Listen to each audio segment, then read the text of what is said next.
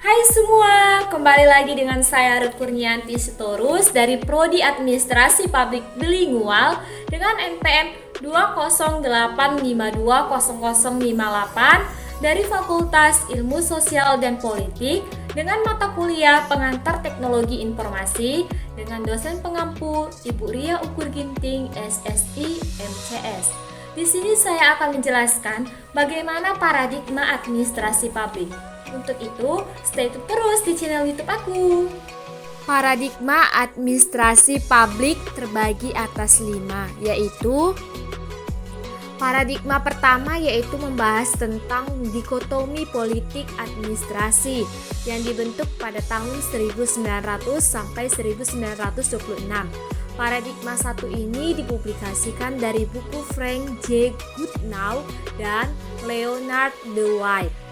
Menurut Goodnow, ada 2 fungsi dari pemerintah, yaitu politik menyatakan bahwa kebijakan atau berbagai masalah yang berhubungan dengan tujuan negara yang berada di tangan legislatif dan yudikatif. Dan yang kedua itu ialah administrasi, yang dimana berkaitan dengan pelaksanaan kebijakan, eksekutif, dan birokrasi yang bersikap netral.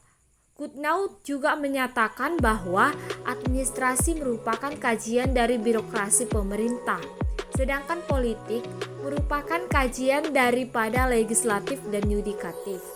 Profesor White menyatakan secara tegas bahwa politik tidak seharusnya mencampuri administrasi dan administrasi negara yang bersifat studi ilmiah dan bebas nilai. Misi dari administrasi negara ialah efektif dan efisien. Paradigma kedua ini membahas tentang prinsip-prinsip administrasi negara pada tahun 1927 sampai 1937. Pada periode kedua ini diawali dengan terbitnya karangan W.F. William Habay yang berjudul Principle of Public Administration pada tahun 1927.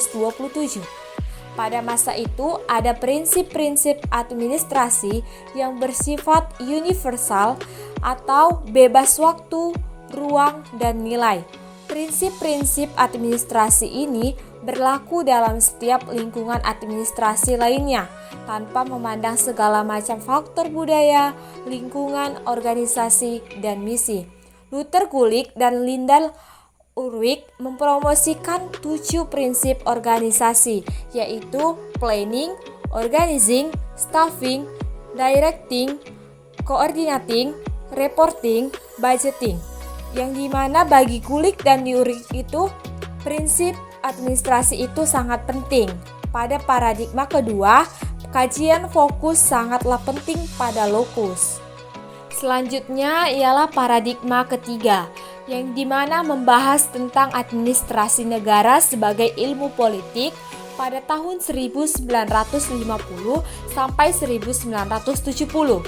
Sejak lahir pada tahun 1930, muncul kritik tajam yang dilontarkan oleh Herbert Simon terhadap administrasi negara yang dimana menolak prinsip administrasi yang berlaku universal. Akibatnya, administrasi negara mundur ke dalam sisipan induknya, yaitu ilmu politik. Waktu itu, teori-teori administrasi negara bersifat elektik, yang menyerap dan mengadopsi teori dari berbagai disiplin ilmu yang relevan. Pada periode ini dikenal model institusi sebagai penjelmaan era behavioral. Pada teoritis lebih berurusan dengan bagaimana menganalisis dan memahami birokrasi-birokrasi yang ada. Paradigma keempat yaitu membahas tentang administrasi negara sebagai ilmu administrasi pada tahun 1956 sampai 1970. Berdasarkan kondisi empiris, para ahli administrasi negara pada periode ini mulai menerima bahwa kata negara dalam administrasi negara tak bisa diartikan dalam makna institusi seperti masa sebelumnya. Kata negara diartikan sebagai makna filosofia yang dimana etika sebagai segala sesuatu yang mempengaruhi kepentingan umum. Misalnya, Kementerian Pertahanan lebih cocok dikaji oleh administrasi negara, khususnya mengenai urusan kontrak dan hubungan politik dengan perusahaan penerbangan Lockheed yang diurus oleh administrasi niaga. Makna tradisional dari kata negara telah ditinggalkan dan diganti dengan makna yang dinamis. Pada periode ini, muncul model hubungan kemanusiaan sebagai reaksi terhadap model birokrasi klasik dan neoklasik yang menekankan atas pengendalian, struktur, dan efisiensi.